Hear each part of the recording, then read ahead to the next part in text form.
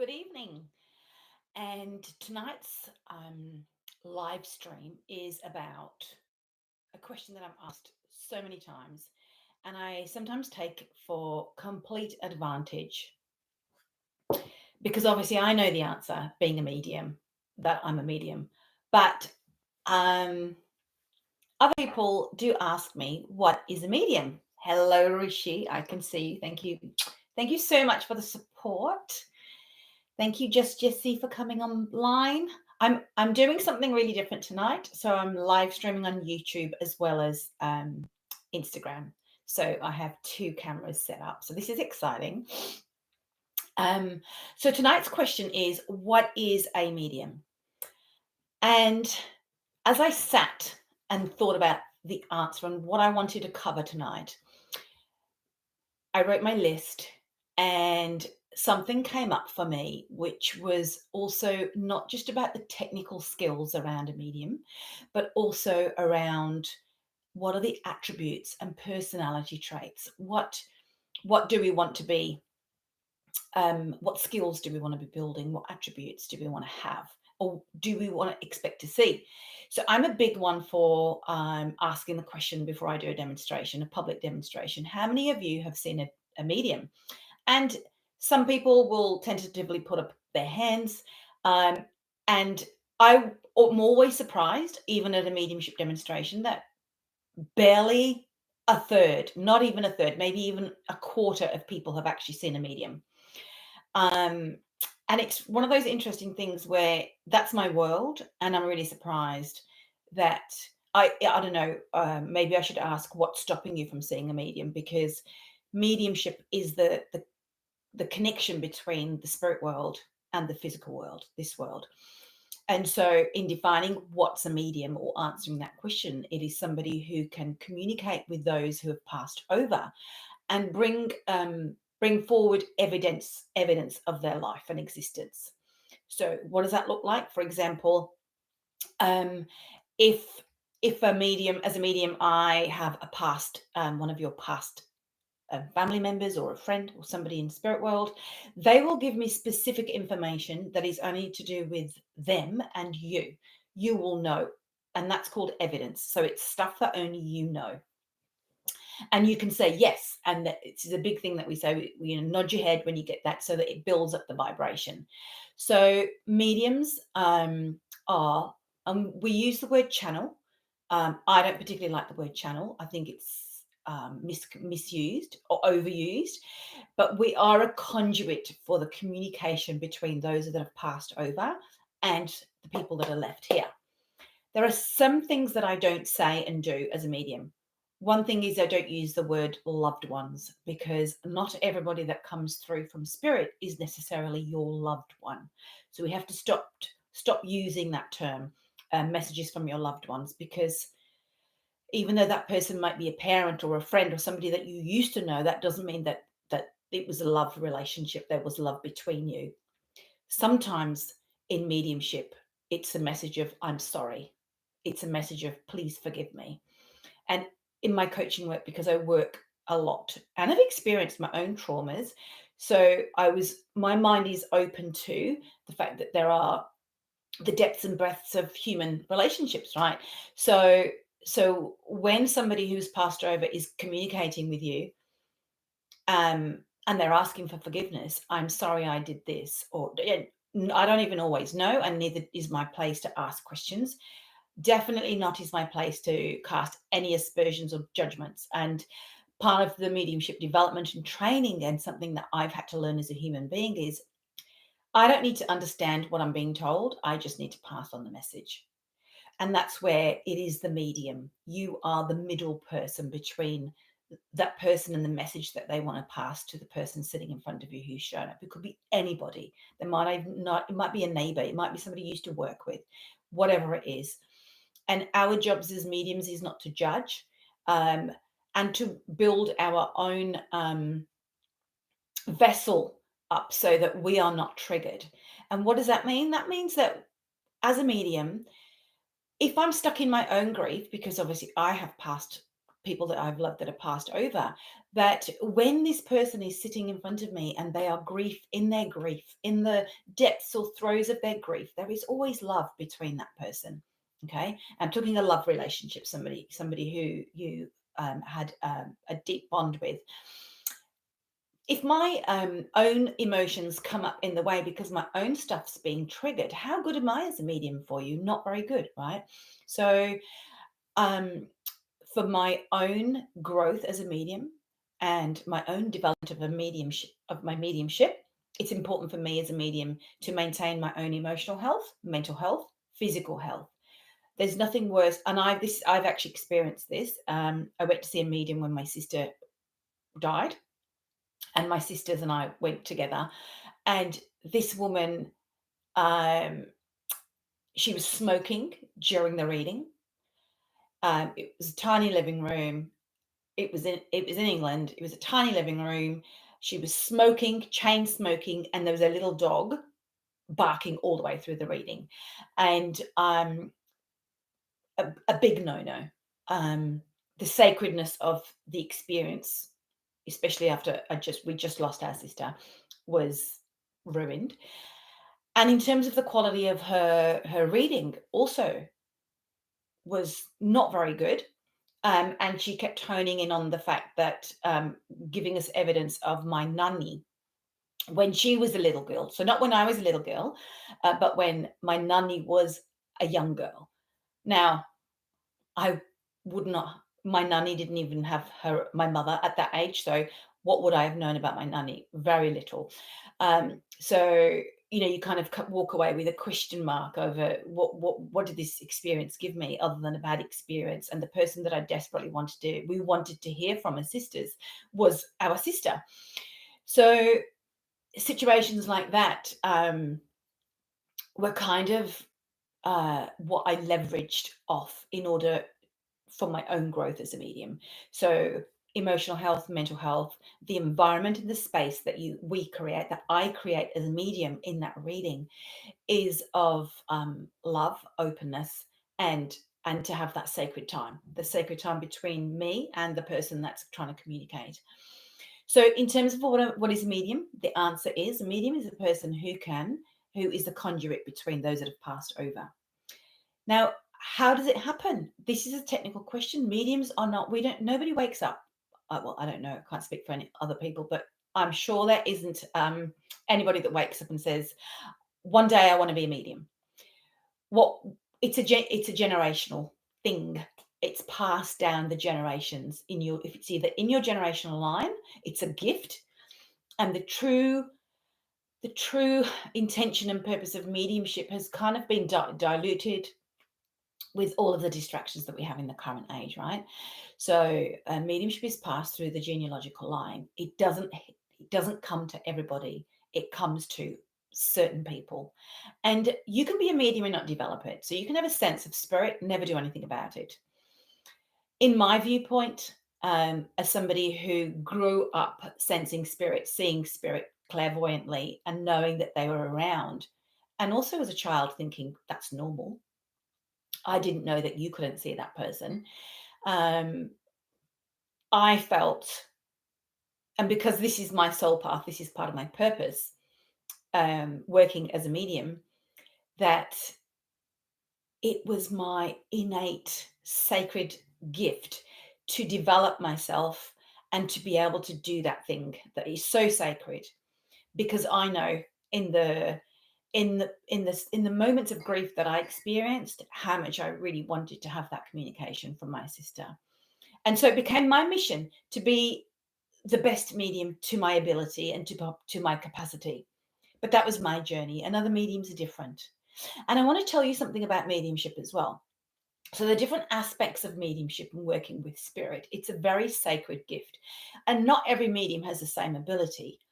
So when I talk about healers and healing, I'm talking about spiritual healing. So it's a part of the spirit work that you do. So not all healers are spiritual healers. Not all mediums are healers. The most powerful mediums are healers because they've learnt or can work with the power spiritual power in two different ways. One, as an active power in order to communicate with you, with spirit world.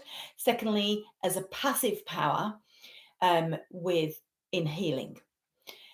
And there are so many aspects to mediumship. I couldn't even begin. It would take more than 20 minutes, half an hour.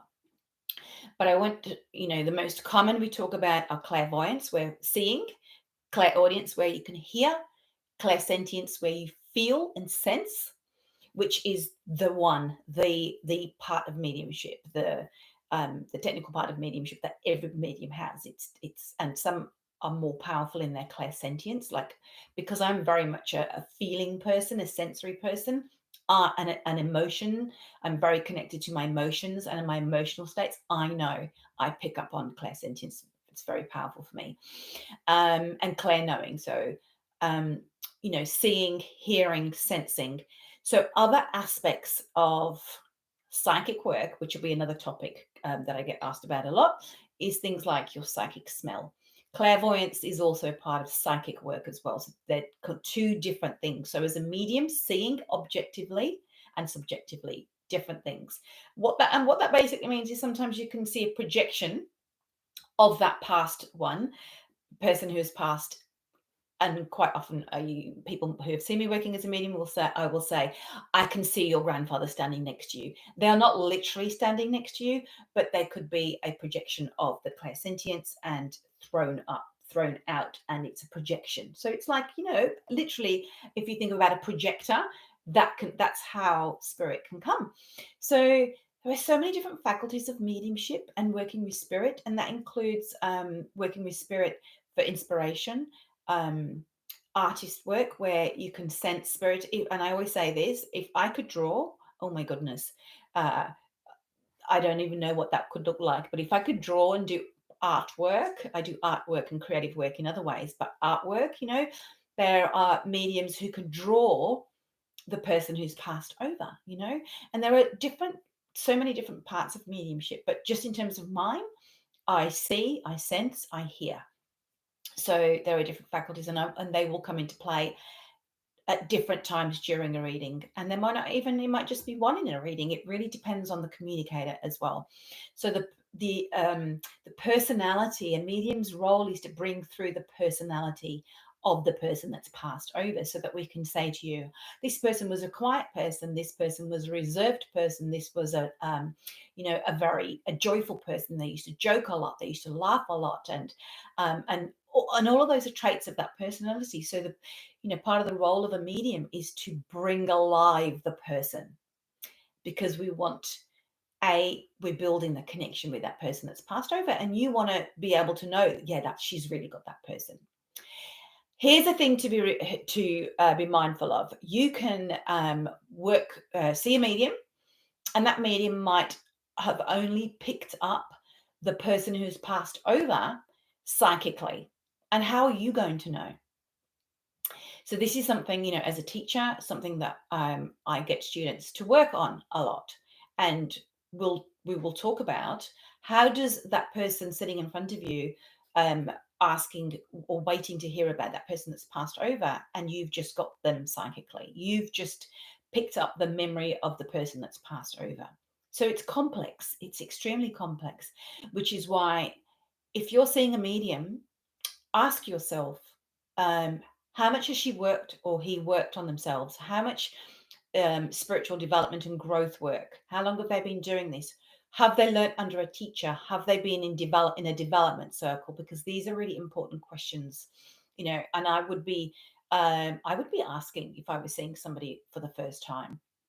The biggest moment somebody will come and see a medium is when they've just lost somebody, and they are in a vulnerable state. They are in a grief state, and they want guidance. Sometimes the guidance is around, what things can I do to honor the passing, to honor what's happening afterwards with their stuff. And these are sacred things. So mediumship is I say it's part of my soul. It's something that's very important. And if you've lost loved ones, and remember, this is interactive, so please ask any questions. It's not a time for readings, but if you have any questions about mediumship, please pop them in. And mediums, part of their sacred journey, their soul journey, is around growing themselves. Super important. So I'm just making sure I've covered all the things that I want to know, I want to share with you. So in terms of attributes, here are some things that I find in a world where, again, there are so many charlatans. There's a whole list. Ego. Look at ego. In the yoga world, in my studies of yoga, we talk about the siddhis, which are the metaphysical traits, the metaphysical gifts, which can open up when you are practicing and doing certain pranayama, when you're doing kundalini work. And as a medium, in my yoga studies and yoga journey, into my study and practices, I can see and recognize how certain practices enhance my ability to sit in the power and build up and work with spirit. But that's my journey. Not every medium is a yogi or goes down that path too. I did it because culturally it's something really important to me. It's something very sacred to me. And I can see how certain works for the chakra work, for example, how much that enhances my connection and awareness to consciousness. So not just energy. And I don't like calling spirit energy. They're not energy. They're actually, it's consciousness. It's the consciousness of people that have passed over, and it's collective, So when you're connecting to somebody, their memory is what's connecting to you. So the mental plane, their personality, which is a mental plane, part of that person, is what's connecting to you. They're coming out of that consciousness, coming into that physical, into that mental plane form where all of their personality sits, and they were blending with my mind. So as a medium, my ability is to increase and expand my vibration to be able to connect to that higher evolved vibration. So the cleaner I am emotionally, mentally, physically, and well, and hence I have practices, rituals, certain ways of eating, because I can't eat processed foods. I gave that up a long time ago so that my vibration is as clear as I, as I can at any given time, so that it doesn't affect my work. And it's my joy, it's my path. So if you have any questions, please feel free. Thank you, Rishi. What do I create? What do I do to create a connection? Do I use objects? No, great question. Because I've seen this where people will say, bring a photo. So I hear what you're saying. Or somebody will say, bring something that belonged to the person that's passed over. So what's happening there is, imagine that this is the photo. There's actually a photo of somebody on there. They're psychometrizing. So they're using their intuition and their psychic ability to leverage and bounce off into the spirit world. This is what I do. I don't do any of that stuff.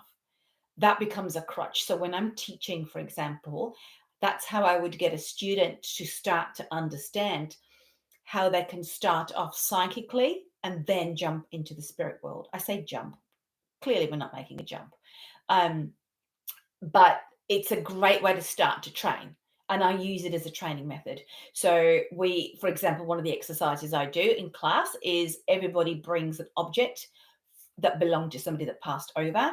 We put it in a bag and everybody picks out one, and then they work with it. And what that looks like is they will start to get psychic information. And at some point, if they have mediumistic abilities, they will start to go to spirit. And so I work with them for them to be able to recognize this is psychic and this is spiritual. This is actually the person. And it's a great way for you to actually understand the feeling of psychic work and the feeling, and that's this clairsentience into psychic world, knowing the difference, psychic world, spirit world. The other thing with and I'll share something about photos. When you're using a photo, your mind becomes the block. So your mind will see a photo and go, all right, looks about it was the 80s. Looks like he was unwell. looks like, so your mind comes in and your mind starts to create all of these assumptions. And so it's the worst thing to do where you're using a photo to go into this to work with the spirit world. Great to practice with, but I, as a medium, as a working medium, I would never do that. I actually say when you're booking your appointment, don't tell me anything. And what happens is, this is what I believe. I send out the intention. My guides, my spirit guides, are working with your guides where that person is, and the beautiful orchestra of the spirit world, and the way that these beautiful things come together. My people, your people, that person's people will all come together and will bring that person. I have never ever had somebody who hasn't shown up for somebody. And I have also heard this, people come to me and say, I was trying to hear from my mum, and I was told by this medium, oh, it's too soon, or they couldn't get there, or she was too difficult to reach. My personal opinion, it's the biggest crock of crap I've ever heard in my life. I remember when I used to go to psychic fairs, because it's fun, right? And people they would hold my hand, which is, I also, you don't hold my hand, don't touch me, and told that I was too hard to read. Now, come on. For example, Rishi and, you know, Matt, you know me, open book, right? And so if anybody tells you those things, please don't believe them. I'm also, I'm not on a mission to do this, but I ask that you are skeptical when you're being told things. Question. Don't believe everything that comes out. I was told something by a friend I was talking to just a few days ago around something that a psychic told them, and be mindful, be mindful of what you're being told, because it's a sacred space. This person is trusting you to tell them about potentials and spirit world and somebody that's passed over. Hold the sacredness of that union, that conversation. I can't tell you that enough. And then one of the most beautiful things that comes through is love. And the love that comes from spirit world for their person, when it is a relationship where there's a lot of love, what I express is never enough to explain the feeling of the emotion that comes through. And it might just simply be, I miss you. I miss you, or thank you for the love, or I wish I could hug you, and they're always simple messages. They're never complex messages. Go here, do this. It's not like a map. It's a map of life. And the simplest thing they say, and I've heard this so many times, is live your life, love your life, experience the joy that is there in life. They don't have sunsets, and they don't smell flowers. They don't feel the way, see the waves, feel the sand. Um, and this cliched saying about being in the present and living in the moment and loving your life, it's 100% true, because once you pass over, you don't have that anymore, and you don't have the ability to see the sunrise and the sunset and the moon, and all those beautiful things that are around, and we are forgetting them. And so a lot of the time, that is such a big message that comes through. Also remembering end of life, because I do end of life work as well, and that humbling process of seeing somebody's light diminish is so powerful and so sacred when somebody is on their journey of passing.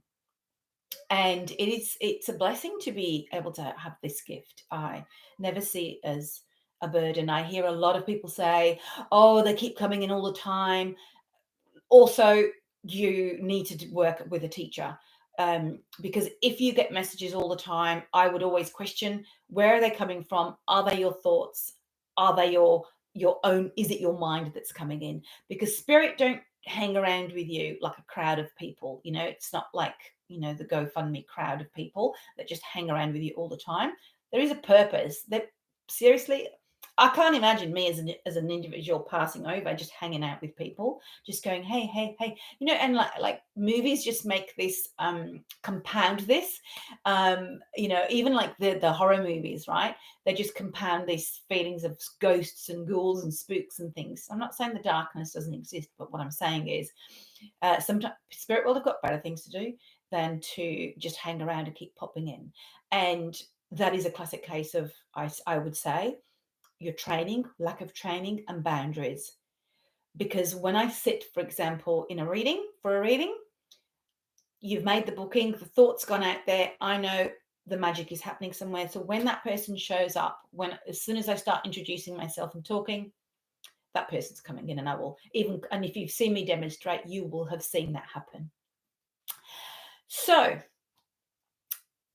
in conclusion, I just want to share the sacredness of the work. And, if this has triggers any questions for you and you're interested in finding out more, please, DM me, ask a question. It's great. I take things for granted because I just am a medium and I know things and do things just like that. But it's great to be able to talk to people who don't know enough or don't know and what are interested. It's a real thing. It's really hard to find mediums that are humble and treat it with the sacredness that it actually is. Thank you so much, Rishi. It is fascinating, right? And I take it for granted because I do it. I don't take it for granted that I can do it, but I take for granted.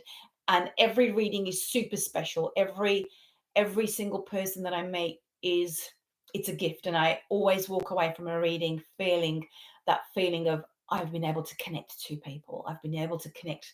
And sometimes there are messages for your loved ones or for somebody in your family. And that's special. And people will come back to me and say, I told that person that, and this is what happened, because you are just the conduit. And being a medium is a sacred thing. And I treat it with respect, the honor. And I feel very humbled to be the one in a whole genealogical line who developed her gift. And yeah, so any questions, or if that's triggered any other questions, because I talked a lot of things, I didn't want to go too technical because I feel it's very complex and technical. So I don't want to take it lightly. So if you do have any questions around mediumship, spirit world, guides, I think the next one is the guides. I'm here to debunk this stuff around guides because, man, I hear so much crap around guides. So yeah, any questions, please let me know. If you enjoyed it, please share, tag somebody if they've just lost somebody as well and they need to hear something around mediumship and the world of what it can do for people. And yeah, thank you for the love. And as always, ending with a love. Thank you for joining. Thank you for listening. And I will see you next week as well.